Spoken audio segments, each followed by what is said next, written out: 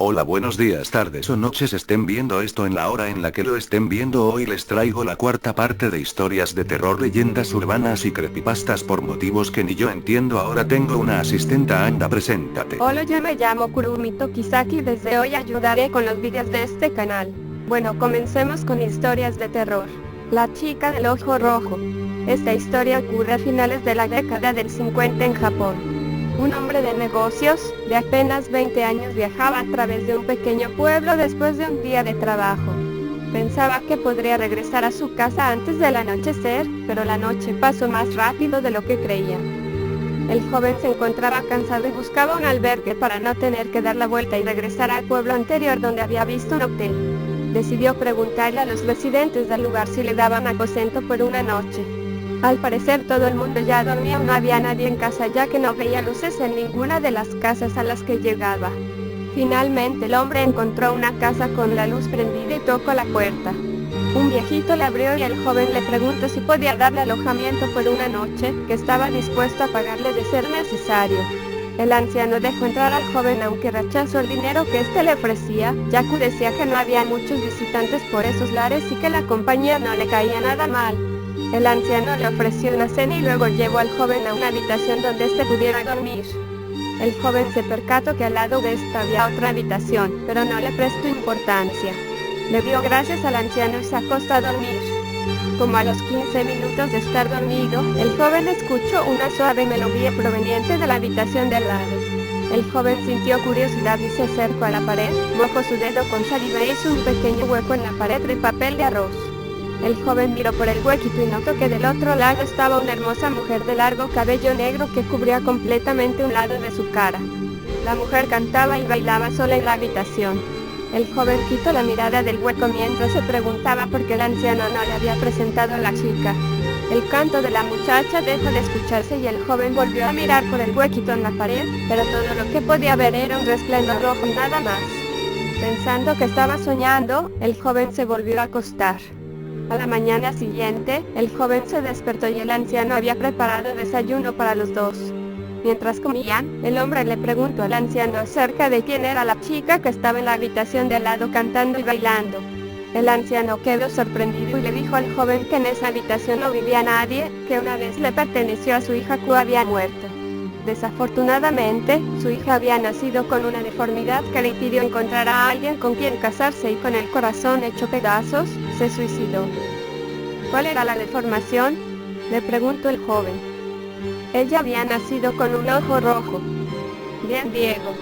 Un segundo ojo rojo no sería pariente tuyo que tenía el Sharingan. No lo sé, tal vez haya sido un Uchiha, pero eso nunca lo sabremos. Bueno, sigamos con la siguiente historia. La leyenda de Paulo Fontaine y la Universidad de Río de Janeiro. Esta historia, ya legendaria en Río de Janeiro, vincula de manera extraña y aún inexplicable a un ingeniero y exprefecto del Distrito Federal en 1919, una universidad y una larga historia de manifestaciones fantasmales, lugares malditos y suicidios.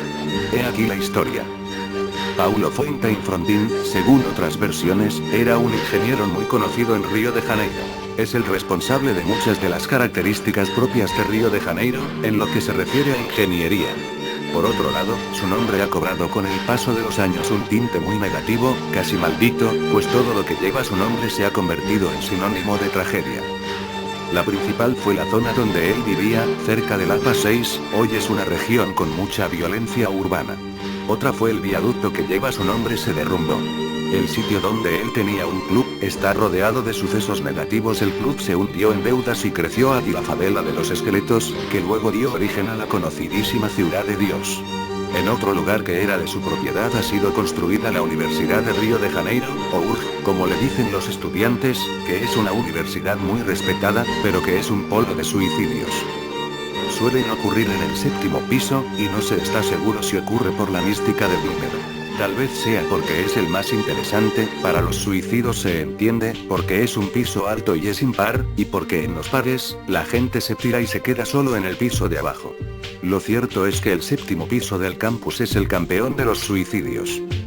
El fantasma de Paulo Fontaine aparece es hecho aceptado por todos también, aunque sin fundamento, ya que no se ha identificado al 100% la aparición, que todas las veces que el fantasma de Paulo Fontaine se aparece en el campus, sobre todo caminando, significa que allí va a suicidarse alguien. Todos ya lo sabemos, alegan estudiantes y cuerpo docente. El último que yo supe no ha sido en el 7º sino en el 11º, una chica cuyos los padres no aceptaron el novio. Después, una señora de la limpieza nos ha contado que vio un señor con ropas como las que se usaban en el fin del siglo pasado. Dijo que eran como ropas como las que usaban los estudiantes para la graduación. La señora se ha llevado un susto, pero él luego desapareció, revela un estudiante. Todos hemos entendido que era el fantasma de Paulo Fontaine, que había previsto la muerte de la chica. Fantasma de la chica del baño en la URG. Otra historia de fantasmas conocida en la universidad es la que conocida como la chica del baño, una aparición aterradora e inexplicable que sucede en uno de los baños del edificio y que acrecienta aún más el enigma del lugar. Yo conocía esa historia desde 1994, nos relata un empleado de limpieza de la universidad, cuando empecé a trabajar allá. Nunca había pasado conmigo, pero un día, estaba yo cerca del baño, cuando salió una chica desesperada. Ella había oído gritos. Mientras, la puerta seguía moviéndose, era de esas de vaivén y se movía rápidamente. Así que, yo también estaba asustado, no sabía qué hacer, le pregunté quién era. Y luego una voz, desde dentro del baño, me contestó, era una voz de mujer, o sea, un fantasma femenino. Pregunté a ella el motivo por qué hacía aquello. Contestó que estaba presa, entonces le ayudé a abrir la puerta, pero no había nadie, ni visto a nadie. Pero sí he oído, estoy seguro. Después de aquel día, nunca jamás supe de ella, creo que se ha resuelto el problema, no lo sé. Oye, estas historias no tienen nada de terroríficas, solo son misterios y ni siquiera sorprenden. Bueno, tienes razón, pero ahora comenzamos con leyendas urbanas y ahora sí te vas a asustar. Eso espero. Bueno, comencemos. El fantasma del ascensor. Saji había recibido un ultimátum de su profesor, o entregaba esa misma noche el trabajo que llevaba días posponiendo, suspendería su asignatura. El ritmo de estudio que había en la Universidad de Adelaide al sur de Australia era realmente muy duro, pero ese no era el motivo por el que Saji había descuidado sus obligaciones. La verdad es que si el ritmo de trabajo era duro, el de las fiestas era frenético, y a pesar de que Saji era una buena estudiante, se estaba dejando guiar excesivamente por un grupo de amigas que la llevaban de borrachera en borrachera. Su profesor tenía en especial estima a Saji, pues había demostrado sus grandes dotes e inteligencia en el primer ciclo del curso. Por este motivo decidió darle una segunda oportunidad para entregar, o mejor dicho, repetir completamente, su trabajo de fin de curso. Saji estaba desbordada con esta tarea, llevaba prácticamente 2 días sin dormir. Se mantenía despierta a base de café, y tanta cafeína la mantenía medio paranoica y muy susceptible. Eran las 3 de la madrugada y tras hacer el último repaso a un trabajo del que estaba realmente orgullosa, salió corriendo por el campus para entregarlo antes de irse a tomar un merecido descanso. Estaba un poco lejos del colegio mayor donde residía, en el edificio Napier, una construcción de forma rectangular que por alguna extraña razón le provocaba escalofríos al recorrer sus pasillos. El hecho es que Saji era bastante asustadiza y la sobredosis de cafeína que llevaba en el cuerpo no le ayudaba a mantener la calma mientras recorría de madrugada el largo corredor de la 6ª planta que llevaba al despacho del profesor. Al llegar a su destino, introdujo por debajo de la puerta del despacho su trabajo, con la esperanza de que su profesor lo encontrara la mañana siguiente y le cambiara su calificación, permitiéndola avanzar a un nuevo curso. El camino de regreso al ascensor la mantenía medio paranoica, estaba muerta de miedo mientras caminaba por unos pasillos en los que no había ni un alma. Cuando de repente, justo cuando estaba a pocos metros del ascensor, apareció la figura de un hombre que salió de una de las puertas del pasillo de enfrente. El hombre, con la cara totalmente desencajada, avanzaba con un brazo sobre su pecho y otro extendido hacia ella, sus ojos abiertos como platos, una mueca atroz. Provocaron en Saji tanto miedo que ésta corrió hacia el ascensor y empezó a porrear los botones como si con este gesto pudiera acelerar la llegada del elevador. Cuando parecía que el hombre la iba a alcanzar y Saji estaba a punto de salir corriendo en dirección contraria, un camino que bien sabía no la llevaría a ningún lado, pues no tenía salida, sonó el timbre del ascensor. De un salto se introdujo en su interior y marcó la planta baja mientras aporreaba el botón que cerraba las puertas. Como si de una película de acción se tratase, el ascensor se cerró medio segundo antes de que el hombre pudiera sujetar sus puertas y Sagi escuchó cómo golpeaba débilmente el metal que se había cerrado frente a él. Sagi no había corrido tanto en su vida. A gran velocidad cruzó el campus y cerró con llave la puerta de su cuarto. A pesar de su estado de nerviosismo, el cansancio causado por la inesperada carrera y el hecho de que llevara 2 días sin dormir provocaron que se derrumbara en la cama y cayera profundamente dormida. Al día siguiente Sagi despertó de mejor humor, recordaba el suceso de la noche anterior pero no le quiso dar mayor importancia. Miró la hora y tras ducharse se dispuso a regresar nuevamente al despacho de su profesor para tratar con él la posibilidad de aprobar la asignatura. Estaba casi segura de que cuando viera su excelente trabajo no dudaría en subirle la nota. Mientras avanzaba por el campus pude observar un tumulto de gente que se agolpaba junto al edificio Napier, en el que había sufrido el incidente la noche anterior. Al llegar a la zona vio un par de coches patrulla de la policía, una furgoneta y una ambulancia que parecía empezar a abandonar el lugar. Uno de los amigos de Sagi le explicó lo sucedido. Parece que esta noche ha muerto el conserje del edificio. El hombre ha sufrido un ataque al corazón y como no había nadie para ayudarle ha muerto mientras trataba de subir al ascensor. Una señora de la limpieza casi se muere del susto cuando al abrir las puertas de la 6ª planta su cadáver se ha desplomado a sus pies. Parece que intentó subirse pero este nunca llegó a tiempo y murió apoyado en sus puertas. Sagi se quedó muda. Inmediatamente comprendió que aquel hombre que la había asustado la noche anterior no hacía más que pedirle ayuda. Con su último aliento trataba de llegar a ella para que le ayudara, pero ella en su ataque de pánico le había cerrado las puertas en sus narices, acabando de esta forma con su única posibilidad de sobrevivir. Estaba asustada y pensativa cuando sintió una mano sobre su hombro. «Buenos días, Sagi», dijo su profesor. «Espero que no vengas a entregarme el trabajo a estas horas. Te dejé bien claro que anoche se cerraba el plazo». «Buenos días, disculpe que no le hubiera visto. Anoche introduje bajo su puerta el trabajo y precisamente venía ahora para preguntarle qué le había parecido». «¿Por la noche? ¿Y no viste nada raro?» «Al parecer han encontrado al conserje muerto en la misma planta en la que está mi despacho». «La verdad es que cuando yo fui todo estaba vacío y no vi a nadie», dijo Sagi con una fingida sonrisa. «Bueno, parece que esta mañana nadie va a poder entrar en las instalaciones, por lo menos hasta que levanten el cadáver, así que si te parece bien podemos quedar esta tarde a partir de las 7 en mi despacho para revisar tu trabajo. Antes, me temo que me será imposible, este triste incidente me ha retrasado mucho en mis obligaciones». Sagi sintió a su profesor y se dirigió a la cafetería del campus para desayunar algo. Andaba atontada, como un zombi, su cabeza no paraba de dar vueltas al suceso de la noche anterior. ¿Podría haber salvado la vida de aquel hombre si le hubiera ayudado? ¿Cómo podía haber mentido tan descaradamente al preguntarle a su profesor si había visto algo extraño? Durante el resto del día se reunió con sus amigas para tratar de despejar la mente y olvidar el suceso. Hasta que llegó la tarde. Faltaban escasos minutos para la cita que tenía con su profesor y Sagi se encontraba frente al edificio. Los recuerdos nuevamente se agolparon en su mente, más cuando las puertas del ascensor se abrieron frente a ella. Esperó un par de minutos deseando que alguien más tuviera que tomar su mismo camino para subir acompañada, pero el edificio nuevamente estaba vacío. Presionó el botón de la 6ª planta y observó cómo se cerraban las puertas, un movimiento familiar que le hizo revivir el suceso de la noche anterior. Instantes después de comenzar a moverse el ascensor, Sagi sintió un escalofrío recorrer su espalda. Súbitamente su respiración pareció convertirse en humo, como cuando el aliento es exhalado en una fría noche de invierno. Trató de apoyar su espalda en la pared pero le temblaban tanto las piernas que no podía moverse y entonces lo vio.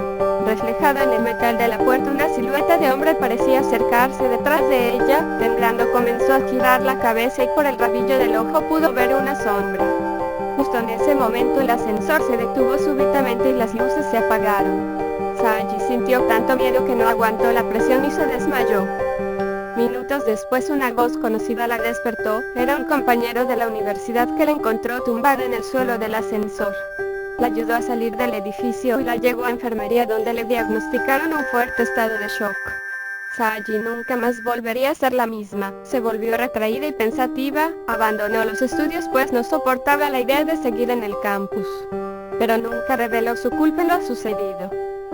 Dicen que desde entonces ese ascensor tiene un comportamiento extraño, sus botones parecen no responder correctamente y es común que los que suben en él por la noche acaben en la sexta planta aunque no fuera ese su destino. Muchos otros han relatado cómo sentían descender la temperatura rápidamente o cómo han visto fugazmente por el rabillo del ojo una sombra que nunca estaba cuando se giraban a ver qué sucedía. Y como te decía, estas historias no asustan nada, pero fue una historia triste como le cerró la puerta del ascensor al conserje cuando este solo pedía ayuda. Sí, bueno, una historia triste, pero sigamos con el vídeo. El camionero fantasma cuenta la leyenda que un camionero llamado Ignacio Velázquez avanzaba a gran velocidad con su tráiler por una zona montañosa. Aunque habitualmente era muy precavido y un gran conductor, la noticia de que su mujer estaba a punto de dar a luz le había obligado a saltarse las precauciones que normalmente tomaba mientras conducía. Sabía que debía llegar lo más rápidamente posible para entregar un dinero que era necesario para que asistieran el parto de su esposa, por lo que no dudó ni un instante en arriesgar su vida entre abismos y zonas rocosas para llegar lo antes posible. Era una cantidad de dinero muy grande porque sumaba el total de 2 meses de trabajo y la venta de una finca que recientemente había heredado. Cuando faltaban pocos kilómetros para el desvío que la llevaría junto a su esposa y el primer hijo que ésta alumbraría, su camión perdió el control y salió de la carretera. El impacto contra las rocas fue brutal, pero Ignacio consiguió salir del vehículo sin un solo rasguño. Aturdido por la situación y sin saber muy bien qué hacer, intentó que algún coche le llevara hasta su mujer, pero era una carretera poco transitada y tras varios minutos no pasó ningún otro vehículo. Decidido a llegar junto a los que quería de una forma u otra, comenzó a caminar en dirección a su destino. Anduvo por aquella carretera varios kilómetros, pero por alguna extraña razón parecía no avanzar y, cuanto más se alejaba del lugar del accidente, más oscuro se volvía todo. Desesperado por la situación decidió sentarse en una roca, aunque no se sentía cansado, mas estaba tan confundido que necesitaba hacer una pausa, y cuál fue su sorpresa que, al mirar hacia atrás buscando algún coche para hacer autostop, encontró a su camión estrellado contra las rocas. Era como si no hubiera caminado ni 10 metros a pesar de todo su esfuerzo, como si estuviera atado a aquel lugar y le fuera imposible escapar. Se había convertido en un alma en pena atado a este mundo, sin embargo el deseo de Ignacio por ayudar a su familia era tan fuerte que ni la muerte le podía impedir que cumpliera con la promesa que le había hecho a su mujer de que llegaría con el dinero. Para él, el tiempo no transcurría a la misma velocidad que para nosotros y cada día era como si volviera a comenzar y no pudiera comprender que la vida seguía su curso normal, cada día empezaba con la misma angustia por no poder ayudar a los que amaban y despedirse de ellos. Con el tiempo y casi sin darse cuenta, su espíritu se volvía cada vez más fuerte, incluso corpóreo, hasta que llegó un momento en el que pudo aparecerse a los conductores que viajaban por esa vía a la misma hora en que él falleció en el accidente con su camión. La mayoría de conductores, asustados, aceleraban el paso o le ignoraban. Hasta que un día, una noche, un joven llamado Daniel circulaba a altas horas de la madrugada por la carretera, cuando vislumbró a un hombre a un lado de la calzada que parecía haber salido de la nada. Pensando que hacía autostop, detuvo su coche y bajó la ventanilla. «Buenas, señor, ¿a dónde va?»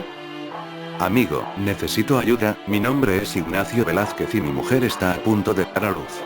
Mi camión se ha salido de la calzada, no puedo dejarlo aquí con toda la carga», mintió el fantasma para no desvelar que estaba ligado a aquel lugar, «pero es de vital importancia que mi mujer reciba este sobre con dinero para que atiendan su parto y las necesidades del niño. Esta es la dirección donde vivimos, una matrona se encuentra con ellos», le dijo mientras le ofrecía un papel con una dirección anotada y un sobre bastante abultado lleno de dinero.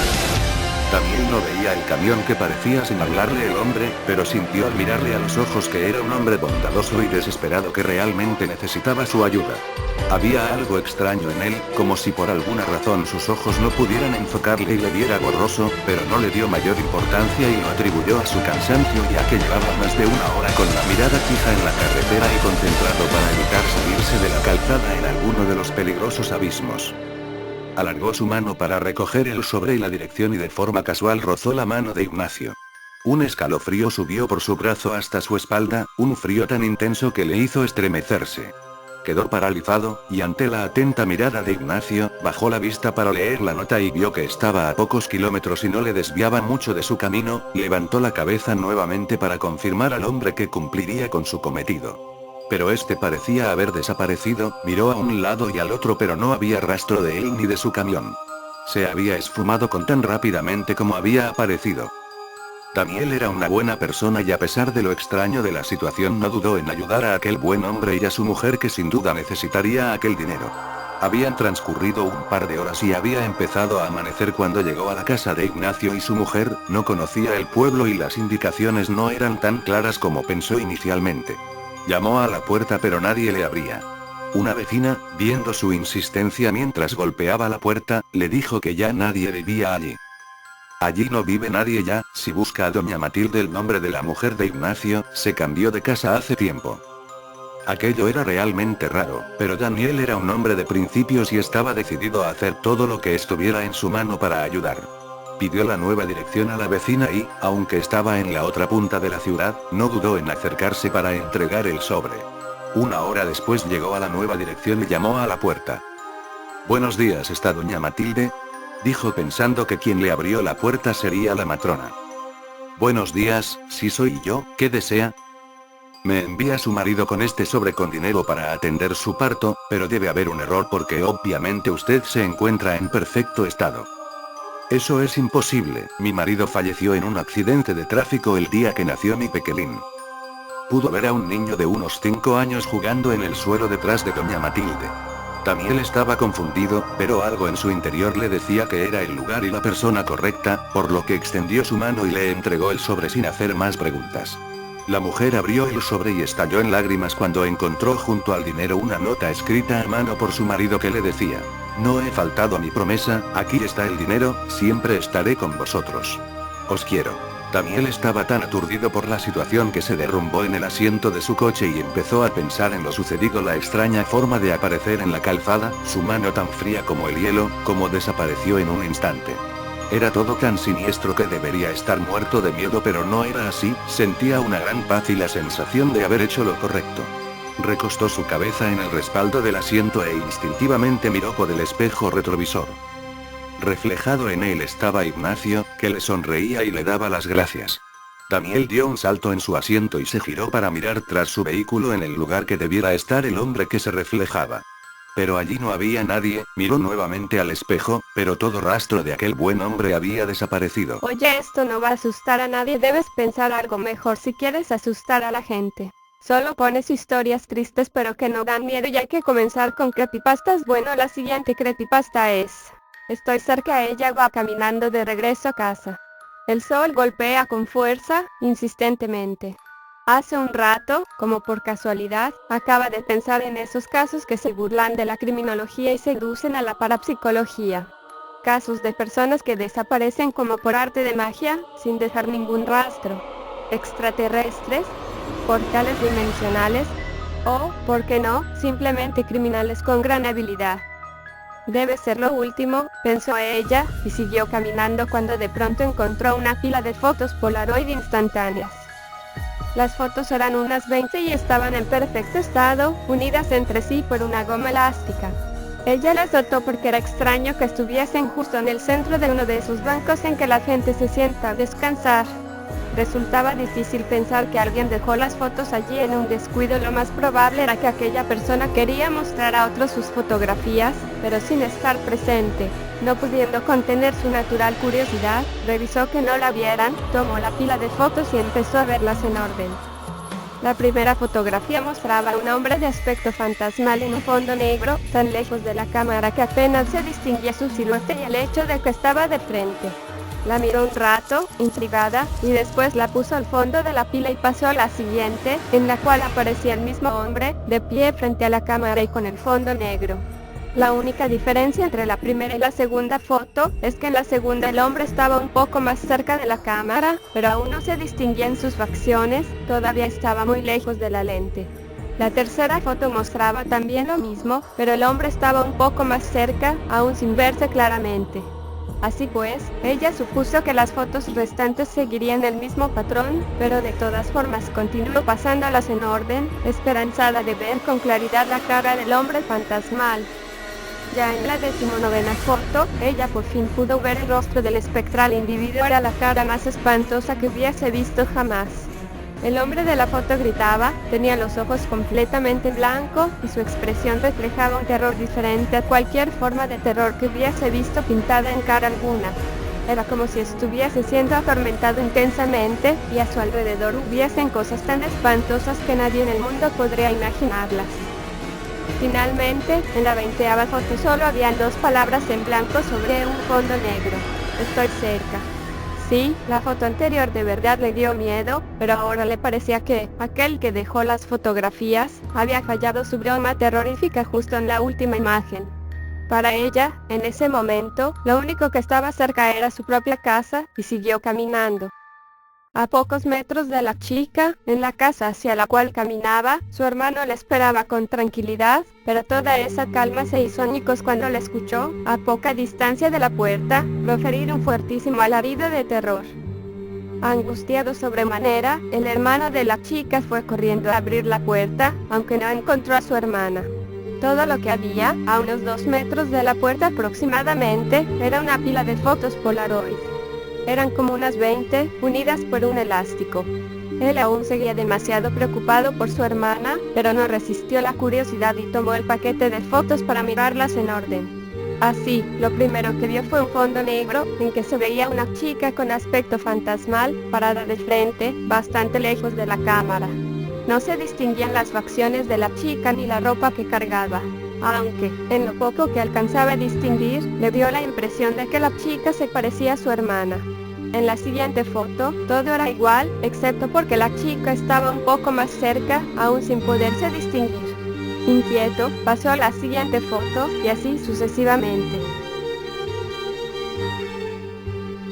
Bueno, esto no mejora nada, cada historia es más aburrida que la anterior. Bueno, solo tengo que decir algo acerca de esta historia, y es que el que está en la foto primero logró salir o está atrapado con ella. Bueno, con esto acabamos el vídeo. La última creepypasta es: la sombra aterradora. Estaba Manuel cursando 4 grado, y empezaban las vacaciones de la Semana Santa. Manuel tenía una amiga llamada Margarita que se había venido de Mérida, estado de Venezuela, a su cuidad. La chica era simpática, amigable y muy guapa.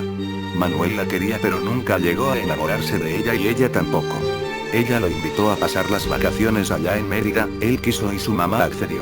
Él se fue para esa cuidad solo, con Margarita y la mamá de ella. La casa no era muy grande y lujosa, pero sí muy bonita y cuidada. Allí los recibió la abuela de Margarita y se sorprendió al ver que traían un invitado, le sonrió y pasaron a la casa. Pasaron como 3 días y Manuel disfrutaba mucho jugar con Margarita en la nieve, leían, se ponían a inventar nuevos juegos, etc. Llegó un día en que se había ido el agua. No era gran sorpresa, ya que el agua se iba casi siempre por la zona muy rural donde estaba ubicada la casa, por lo que la familia de Margarita iban a un río que quedaba cruzando toda una siembra de árboles de banana.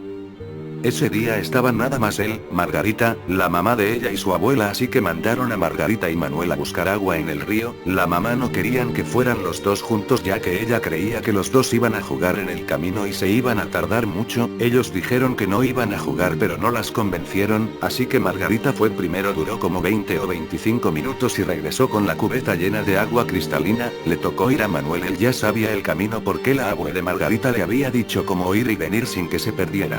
Se fue con la cubeta, le daba algo de miedo ir solo ya que era su primera vez, pero a la vez se sentía seguro porque sabía el camino de vuelta.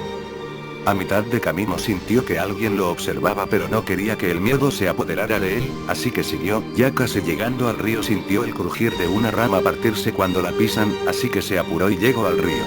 El río era hermoso y su agua era cristalina que casi se podían ver los peces. Agarró la cubeta y la llenó casi toda y regresó, volvió a sentir el crujido y se detuvo, miró a su derecha y vio las hojas de los árboles de banana moviéndose, se asustó más y apuró el paso de vuelta, no corrió porque se le podía botar el agua. Después sintió unos pasos, Manuel se armó de valor y volteó, al fin el terror se apoderó de él al ver una nube de humo negra flotando cada vez haciéndose más grande. Miró detenidamente y observó que la sombra tenía unos ojos rojos, muy rojos, que parecía más bien 2 bolas de fuego. Se volteó hacia adelante y caminó creyendo que la sombra se iría, sintió que la sombra se le acercaba y entonces botó el agua con la cubeta y se dispuso a correr, notó que la sombra lo perseguía flotando así que corrió aún más hasta que tropezó con una rama y cayó, enseguida que cayó la sombra le pasó a milímetros de su cabeza y vio que volteaba, despegó un gemido diabólico y fue contra Manuel, lo pegó contra el suelo e hizo que Manuel abriera la boca automáticamente. Manuel vio que salía de su boca su aliento y la sombra recibía el aliento pero no tenía boca. Al terminar, la sombra miró detalladamente al chico y lanzó otro gemido esta vez más aterrador y agudo y desapareció ante sus ojos. Manuel se levantó inmediatamente y se fue corriendo. Al llegar, la abuela de Margarita estaba preocupada porque se tardó mucho. Cuando lo miró, estaba más blanco que un papel, perplejo, con los ojos sobresaltados, temblando y casi no podía hablar. La abuela presentía lo que pasaba y le dijo: "Te salió algo, ¿verdad?". Manuel pudo por fin hablar bien y le dijo que una sombra tenebrosa y misteriosa le había salido y luego le había sacado el aliento. La abuela lo comprendió, le dio una taza de chocolate caliente y le dijo la historia de ese cultivo. Corría el año 1893, un hombre llamado Pablo era pobre y su familia también, vivía con sus 2 hijos y su mujer. Llegó un momento en que él debía muchas deudas pero no tenía dinero para pagarlas, así que hizo un pacto con el diablo. El diablo le daba el dinero a cambio de las almas de sus hijos y la mujer. El hombre lo pensó pero no tenía otro remedio así que accedió. El diablo se llevó a sus hijos y a su mujer, el hombre pagó todas sus deudas y sentado en su casa, recapacitó y pensó en lo que había hecho, se puso a llorar y por la presión y la culpa de lo que había hecho y se suicidó de un disparo en la cabeza en el patio. Así que ahora dicen que esa sombra negra que deambula por allí es el espíritu del hombre que vaga en pena buscando personas indefensas para alimentarse del aliento que les saca del cuerpo y así seguir habitando en el mundo terrenal y no ir de vuelta al infierno. Manuel se quedó perplejo por lo que la señora le estaba contando y quería irse de allí pero la señora le dijo que se tranquilizara ya que el fantasma no llega a esa casa, solo aparece en el río y sus alrededores que según ella estaba ubicada la casa del fantasma. Se acabaron las vacaciones y Manuel volvió a su casa contándole lo sucedido a su mamá pero ella no le creyó así que Margarita le dijo a Manuel que no importa si ella le creyera, lo que importa es que él había salido sano y vivo de esa escena aterradora. Bueno, sé que este video fue decepcionante pero les prometo que para el próximo video va a ser sumamente aterrador. Yo me encargaré de eso. Bueno, suscríbanse del IMCO si no algo de esto te va a pasar. Hasta un próximo video.